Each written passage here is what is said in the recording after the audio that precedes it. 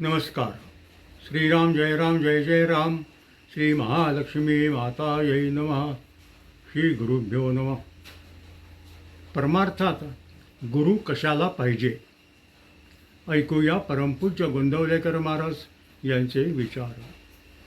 जप तप नेम याग वगैरे आपण कशा करता करतो तर देवाची प्राप्ती व्हावी म्हणून करतो.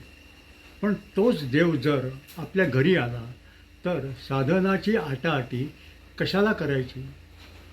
म्हणून साधनाची आटाआटी करण्याचे कारण नाही, नाहीतर त्याचाच अभिमान होतो आणि मिळवायचे ते बाजूलाच राहून उलट तोटा होतो. जे जे घडते ते गुरुच्या इच्छेने झाले असे समजत जावे. गुरुभक्ती म्हणजे काय? त्याच्या देहाची सेवा करणे हीच गुरुची सेवा असे तुम्हाला वाटते का? त्याच्या देहाची सेवा करणे ही गुरुची खरी सेवाच होत नसते.